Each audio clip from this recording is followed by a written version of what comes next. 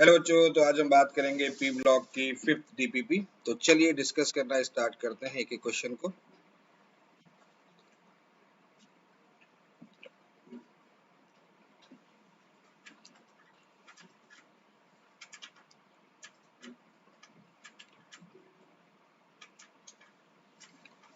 The correct order of decreasing stability of hexafluoride of group 16 member. देखिएगा यहाँ पर बात कर रहे हैं स्टेबिलिटी ऑफ हेक्साफ्लोराइड, यानी कि स्टेबिलिटी ऑफ हेलोजन की बात कर रहे हैं। Stability of halogen.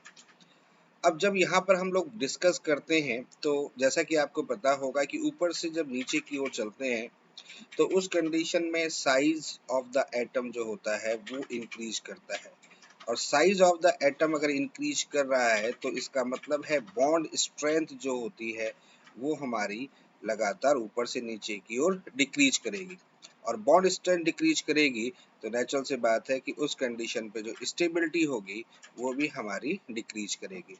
तो अकॉर्डिंग टू दिस कॉन्सेप्ट अगर हम बात करते हैं तो यहाँ पर बेसिकली क्या हमारा रीजन रहेगा, तो अगर हम ऊपर से नीचे की ओर चलते हैं तो स्टेबिलिटी जो होती है वो डिक्रीज करती है, और स्टेबिलिटी डिक्रीज करने का हमारे पास में फर्स्ट ऑप्शन दिख रहा है SF6 SEF6 TEF6, यानी कि फर्स्ट ऑप्शन हमारा करेक्ट है। The compound which has molecular nature in gas phase but ionic in solid state। देखिएगा आयनिक है और सॉलिड स्टेट है, मतलब अगर उसको देखा जाए तो गैस फेज में भी होता है, और जब आयनिक फॉर्म में होता है वो सॉलिड होता है। तो उसका एग्जाम्पल है, सबसे बेस्ट एग्जाम्पल यानी कि कह सकते हैं PCl5 जो है ये इसका एग्जाम्पल है। PCl5 के अगर नेचर की बात करें तो PCl5 जो होता है वो गैस फेज में भी होता है, गैस फेज में भी होता है, और PCl5 जो होता है वो सॉलिड फेज में भी होता है, और सॉलिड में जो होता है वो आयनिक फॉर्म में होता है। और अगर हम इसको देखें तो ये बेसिकली कुछ इस टाइप से होता है। PCl4 यहाँ पर प्लस होता है और PCl6 माइनस होता है। तो ये बेसिकली यहाँ पर प्रेजेंट होता है, इस फॉर्म में प्रेजेंट होता है। तो ऑप्शन अगर देखा जाए तो फर्स्ट ऑप्शन जो होगा ये हमारा करेक्ट होगा। Ammonia on reaction with excess of chlorine. तो अमोनिया की रिएक्शन क्लोरीन के साथ कर रहे हैं, तो अमोनिया की रिएक्शन जब भी हम क्लोरीन के साथ कर रहे हैं और क्लोरीन यहाँ पर जो हम ले रहे हैं वो किस फॉर्म में है, एक्सेस फॉर्म में है, तो जब इसकी रिएक्शन हम इसके साथ में करते हैं तो यहाँ पर जो रिएक्शन में प्रोडक्ट बनता है NCl3 प्लस HCl बनता है, और NCl3 जो है यही एक्सप्लोजिव है, एक्सप्लोजिव होता है, ठीक है। ये बहुत ही इंपॉर्टेंट कंपाउंड है फॉर्मेशन ऑफ NCl3। तो रिएक्शन होगी तो NCl3 यहाँ पर एक्सेस फेज में लिया जाता है। तो कौन सा आंसर करेक्ट होगा हमारा, हमारा फर्स्ट ऑप्शन जो होगा ये करेक्ट होगा। On hydrolysis PCl3 gives. देखिए PCl3 की हाइड्रोलिसिस आप कर रहे हैं, यानी कि वाटर के साथ रिएक्शन कर रहे हैं। अब वाटर के साथ रिएक्शन कर रहे हैं तो वाटर पे क्या होता है आपको पता है, ऑक्सीजन पर लोन पेयर ऑफ इलेक्ट्रॉन होते हैं। अब फास्फोरस में देखो आपको पता ही होगा कि d ऑर्बिटल जो होता है वो वैकेंट होता है, और d ऑर्बिटल वैकेंट होने के कारण से ये किस तरीके से वर्क करता है, लुईस एसिड की तरह वर्क करता है। तो according to the Lewis acid oxygen पर जो लोन पेयर ऑफ इलेक्ट्रॉन है वो इस फास्फोरस पर अटैक करेंगे, और फास्फोरस पर जब अटैक करते हैं तो सिचुएशन कुछ ये आती है, यहाँ Cl, यहाँ Cl, यहाँ पर Cl, और यहाँ पर ये O and then H and then H, और इसी सिचुएशन में यहाँ से HCl जो होता है वो रिमूव हो जाता है, और रिमूव होके जब इसी तरह से फर्दर रिएक्शन करते जाएंगे फिर एक और मॉलिक्यूल, फिर एक और मॉलिक्यूल, तो आफ्टर देन 3HCl रिमूविंग के बाद में जो हमें यहाँ पर जो ऑब्टेन्ड होगा वो होगा हमें OH, OH and then OH। अब यहाँ पर देखिएगा टॉटोमेरिज्म होती है, क्योंकि P में अभी भी ये लुईस एसिड है, वैकेंट है, तो ऑक्सीजन जो होता है वो लोन पेयर ऑफ इलेक्ट्रॉन इसको प्रोवाइड करता है। तो lone pair of electron provide करता है तो एक डबल बॉन्ड करेक्टर होता है, और जब इलेक्ट्रॉन लेता है तो ये H प्लस आयन यहाँ से यहाँ पर चला जाता है। तो ये एक बेसिकली यहाँ पर एक टॉटोमेरिज्म वाली कंडीशन आती है, और टॉटोमेरिज्म वाली कंडीशन के कारण से यहाँ पर डबल बॉन्ड O, यहाँ पर H, और यहाँ पर OH, और यहाँ पर OH का फॉर्मेशन होता है, जिसको हम लोग बोलते हैं H3PO3 यहाँ पर फॉर्म होता है। तो फाइनली जो प्रोडक्ट यहाँ पर फॉर्म होता है दैट इज द H3PO3, यानी कि हमारा फर्स्ट ऑप्शन जो है वो हमारा करेक्ट है। AlCl3 इज AlCl3 क्या होता है? AlCl3 बेसिकली जो है that is the anhydrous, water इसके अंदर प्रेजेंट नहीं है, यानी कि जनरली फॉर्म में लिखा हुआ है, ऐसे ही लिखा हुआ है। देखिए दोनों ही फॉर्म में होता है, हाइड्रेटेड भी होता है और एनहाइड्रस भी होता है, लेकिन वहाँ पर लिखा जाना चाहिए, तो यहाँ पर नहीं लिखा गया है। वैसे नॉर्मली अगर बात करें इसको तो ये हमेशा एनहाइड्रस फॉर्म में रहता है, नहीं तो ये वाटर के साथ में कंबाइन करके ये कॉम्प्लेक्स कंपाउंड का फॉर्मेशन करता है। तो एनहाइड्रस यहाँ पर हम बात करेंगे, दैट इज द एनहाइड्रस, यानी कि वाटर यहाँ पर नहीं है। एक तो ये चीज होगी, और दूसरी बात यहाँ पर जो ये प्रेजेंट है ये बेसिकली कैसा है? कोवेलेंट है, कोवेलेंट है। और इसीलिए आपको पता होगा कि AlCl3 जो होता है वो बेसिकली AlCl6 फॉर्म में भी एग्जिस्ट करता है। आपको पता होगा इस टाइप से ये कंडीशन यहाँ पर प्रेजेंट होती है। तो that is the covalent compound. तो एनहाइड्रस एंड कोवेलेंट, यानी फर्स्ट ऑप्शन करेक्ट है। Which the following statement is correct? तो करेक्ट स्टेटमेंट हमें डिफाइन करना है। तो BCl3 and AlCl3 are Lewis acid, बिल्कुल सही है। BCl3 एंड AlCl3 दोनों ही हमारे पास में कैसे है? That is the Lewis acid है, ये लुईस एसिड। अब लुईस एसिड कैसे डिफाइन कर रहे हैं? क्योंकि यहाँ पर वैकेंट ऑर्बिटल है, ठीक है। यहाँ पर अगर हम बात करें तो टोटल कितने इलेक्ट्रॉन है? 6 इलेक्ट्रॉन है। यहाँ पर भी कितने इलेक्ट्रॉन है? 6 इलेक्ट्रॉन है। तो दोनों ही ऑक्टेट कंप्लीट नहीं कर रहे हैं, तो इसलिए लुईस एसिड है। अब अगला जो पॉइंट है वो बड़ा इंपॉर्टेंट है, BCl3 is stronger than AlCl3, यानी कि इन दोनों में कौन ज्यादा अच्छा स्ट्रॉन्गेस्ट लुईस एसिड होगा? देखिए लुईस एसिडिक नेचर की बात करते हैं तो यहाँ पर ये तो हमें पता है कि इलेक्ट्रॉन डेफिशिएंट है, ऑक्सीजन मतलब बोरॉन जो है वो किसी पर्टिकुलर, जैसे कि मान लेते हैं ऑक्सीजन से इलेक्ट्रॉन या किसी से भी इलेक्ट्रॉन एक्सेप्ट करने की टेंडेंसी रखेगा। अब पॉइंट यहाँ पर ये है कि ये हमारा एक बोरॉन एटम है ना, और ये बोरॉन जो है ये बेसिकली इलेक्ट्रॉन एक्सेप्ट कर रहा है, एक एल्यूमिनियम इलेक्ट्रॉन एक्सेप्ट करेगा। तो बोरॉन का साइज छोटा है, एल्यूमिनियम का साइज बड़ा है। अब मान लेते हैं सपोज दैट कोई बी एटम है जो इलेक्ट्रॉन इसको प्रोवाइड करना चाहता है। यहाँ पर भी बी ना करके यहाँ पर चलो कुछ ए कर लेते हैं, ए जो है वो इलेक्ट्रॉन प्रोवाइड करना चाहता है, यहाँ पर भी ए जो है इलेक्ट्रॉन प्रोवाइड करना चाहता है। तो इसकी जो एक्सेप्टेंस होगी वो डिपेंड करती है इन दोनों के साइज पर। अब जैसे यहाँ पर साइज है तो ये साइज बड़ा है, तो यहाँ पर अगर हम कहेंगे साइज जो है वो कैसा है? ग्रेटर है। अब ग्रेटर साइज है तो यहाँ पर स्टेरिक हिंड्रेंस, यहाँ पर क्या बोलेंगे? स्टेरिक हिंड्रेंस जो होगा वो मैक्सिमम होगा। और यहाँ पर साइज स्मॉलर है तो इस कंडीशन पे जो स्टेरिक हिंड्रेंस होगा वो मिनिमम होगा, ठीक है। तो स्टेरिक हिंड्रेंस मिनिमम होगा तो इस कंडीशंस पे ये इजीली तरीके से इलेक्ट्रॉन एक्सेप्टेंस की टेंडेंसी रखेगा, जबकि ये एक्सेप्टेंस की टेंडेंसी रखेगा। तो बॉन्ड फॉर्मेशन यहाँ पर अच्छा होगा, और बॉन्ड फॉर्मेशन अच्छा होगा यानी कि बहुत अच्छा ये इलेक्ट्रॉन, भाई लुईस एसिड है तो इलेक्ट्रॉन अच्छे लेने की टेंडेंसी रखेगा, है ना। लुईस एसिड है तो इसका मतलब इलेक्ट्रॉन जितना अच्छी तरीके से लेगा उतना ही अच्छा वो लुईस, यानी उतना ही अच्छा वो स्ट्रॉन्गर एसिड है, स्ट्रॉन्गर एसिड है उतना ही अच्छा स्ट्रॉन्गर एसिड होगा। तो BCl3 क्योंकि साइज छोटा होता है तो इसलिए इलेक्ट्रॉन एक्सेप्ट करने की टेंडेंसी ज्यादा होती है, तो इसलिए स्ट्रॉन्गर एसिड है। तो फर्स्ट ऑप्शन ही जो होगा वो इसका करेक्ट होगा। Which the following statements false about chloride of aluminium? False statement हमको डिफाइन करना है। देखिएगा फॉल्स स्टेटमेंट ये है कि aluminium it is on hydrolysis in water form tetrahedral, बिल्कुल सही है, टेट्राहेड्रल फॉर्म हो सकता है क्योंकि AlCl3 फॉर्म है। अब यहाँ से अगर वाटर इसमें इंक्लूड हो रहे हैं तो ये हमारा AlOH होल 4 माइनस का फॉर्मेशन कर सकता है। तो ये बेसिकली जो है ये करेक्ट है, ये फॉल्स नहीं है। It is acidic aqua solution octahedral. देखिए टेट्राहेड्रल में कोऑर्डिनेशन नंबर कितना हो गया? 4 हो गया। यहाँ पर कोऑर्डिनेशन नंबर कितना हो गया? 6 हो गया। तो दोनों फॉर्म हो सकते हैं, बिल्कुल सही है। इट अचीव स्टेबिलिटी और the formation of dimer in the vapour phase, ये भी हमारा करेक्ट है। Coordination of aluminium the crystalline form is 4। देखिएगा क्रिस्टलाइन फॉर्म में 4 दिया हुआ है, 4 नहीं होगा, यहाँ पर कितना होगा? 6 होगा। जब ये क्रिस्टलाइन फॉर्म में प्रेजेंट होता है तो उस कंडीशन पे 6 कोऑर्डिनेशन नंबर शो करता है। तो ये जो है फोर्थ जो होगा ये हमारा फॉल्स है, ठीक है, ये हमारा फॉल्स है, फोर्थ ऑप्शन यहाँ पर टिक करेंगे।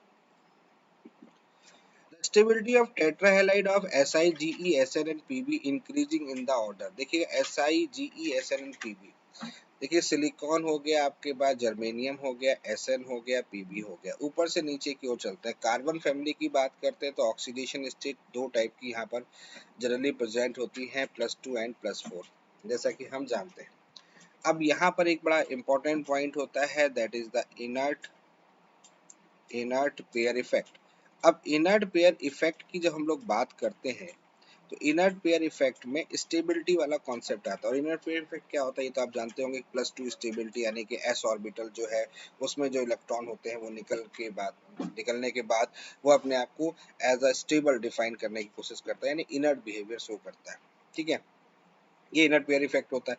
अब इनर्ट पेयर इफेक्ट में अगर हम बात करते हैं तो इस कंडीशंस में टॉप टू बॉटम यानी स्टेबिलिटी की बात करते हैं, +2 स्टेबिलिटी, तो +2 स्टेबिलिटी जो लेसर स्टेबिलिटी होती है वो इंक्रीज करती है फ्रॉम टॉप टू बॉटम, और +4 जो स्टेबिलिटी होती है, वो जो स्टेबिलिटी होती है वो क्या करती है, डिक्रीज करती है। तो ये कॉन्सेप्ट बेसिकली होता है। अब इसी बेस पर अगर बात करते हैं तो यहाँ पर +4 ऑक्सीडेशन स्टेट, +4 ही सब दिख रहा है, तो +4 स्टेबिलिटी ऑक्सीडेशन स्टेट डिक्रीज करेगा। तो डिक्रीज करने में कौन आएगा हमारे पास में, अगर ऑप्शन देखें तो हमारा फर्स्ट ऑप्शन ही दिख रहा है। देखिए SI सबसे ज्यादा, फिर GE, फिर SN और फिर PP, यानी फर्स्ट ऑप्शन करेक्ट है।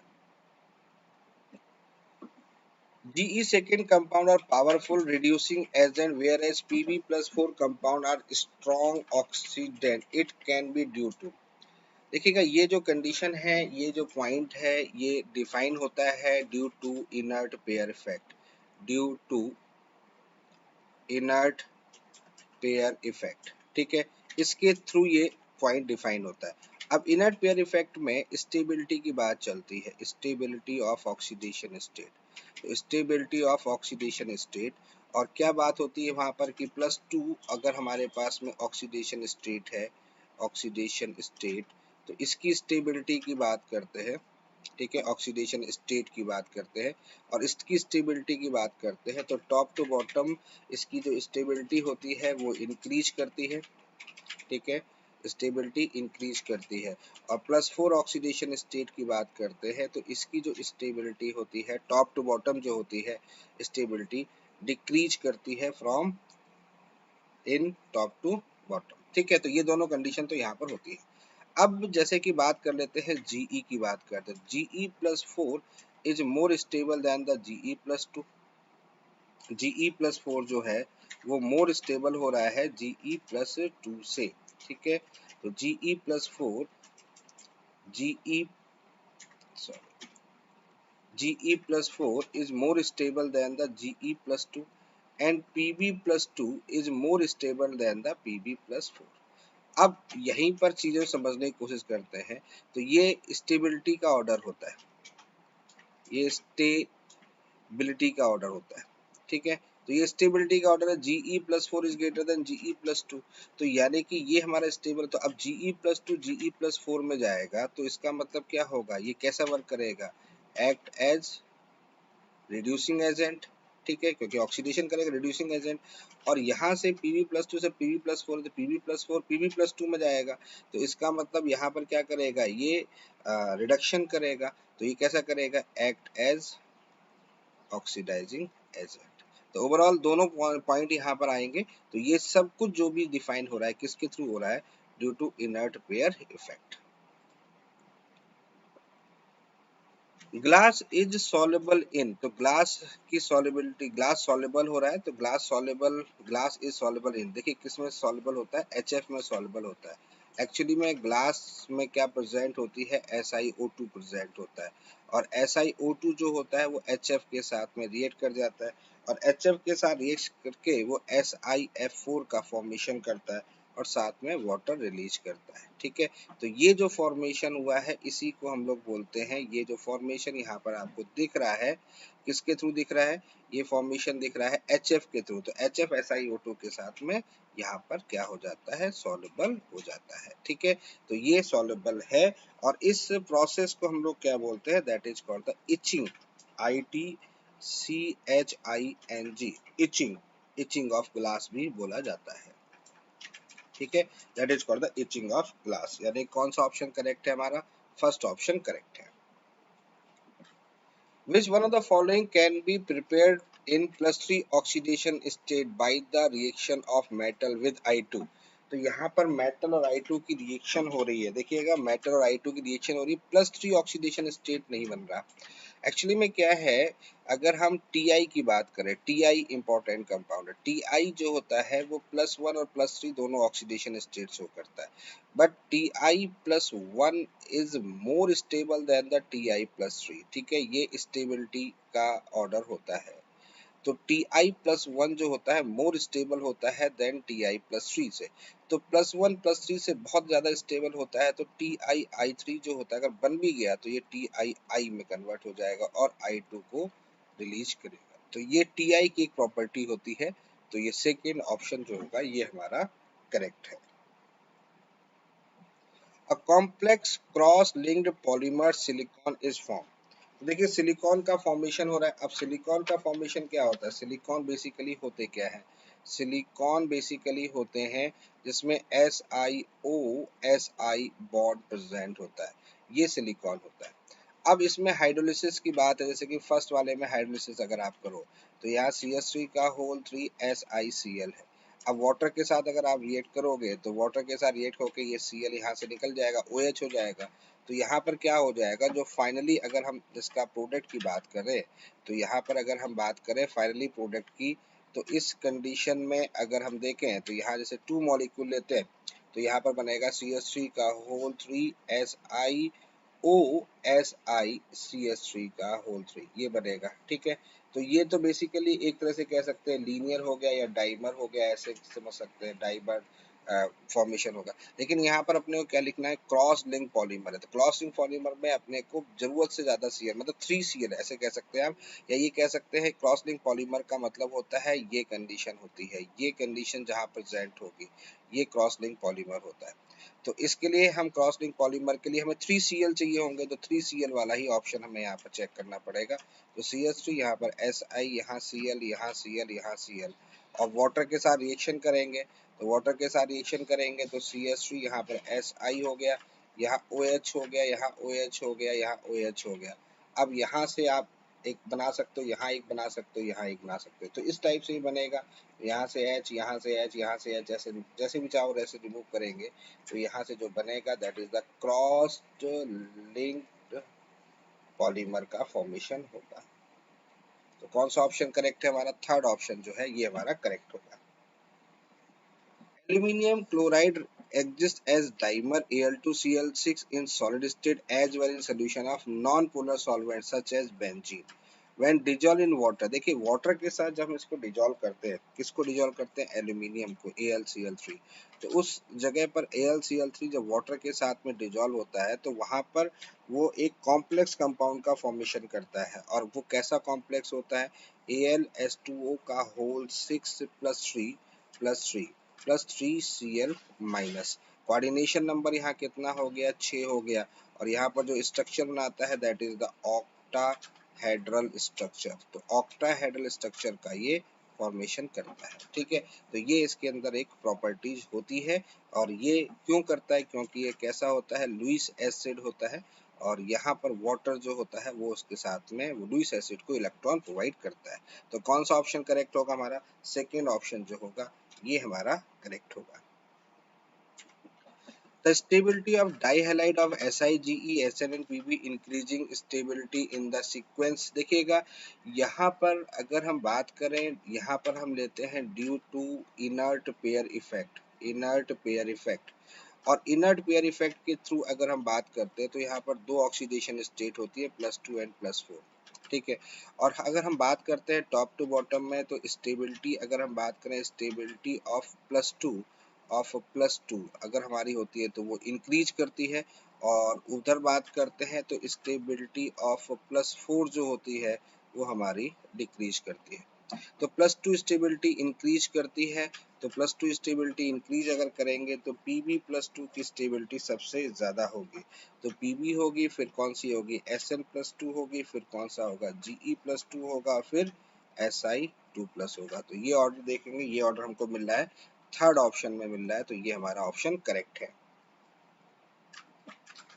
Among the following substituted silane, the one which will give rise to cross-linked silicon, cross-linked silicon polymer on hydrolysis। देखिए cross-linked silicon क्या होता है? cross-linked silicon का मतलब होता है इस तरीके से कहीं पर फॉर्मेशन हो जाए, ठीक है, ये वाला, ये जो स्ट्रक्चर डिफाइन होता है इसको हम लोग बोलते हैं that is the cross linked silicon, ठीक है, ये हम लोग बोलते हैं। अब ये क्रॉस लिंक सिलिकॉन जो है बेसिकली इसमें हमें क्या चाहिए होगा, 3 OH बॉन्ड चाहिए। अब 3 OH बॉन्ड के लिए हमें क्या चाहिए होंगे, 3Cl चाहिए होंगे, तो 3Cl यहाँ पर लगाने वाला, जो भी 3Cl लगा होगा उसके साथ में ये कंडीशन होगी, तो ये 3Cl यहाँ पर लगा दो। अब 3Cl वाला अगर देखा जाए तो हमारे पास में कौन सा ऑप्शन दिख रहा है, फर्स्ट ऑप्शन दिख रहा है, तो यही ऑप्शन हमारा करेक्ट है। तो बच्चों ये रही आज की डीपीपी, चलिए फिर मुलाकात होती है नेक्स्ट डीपीपी के साथ।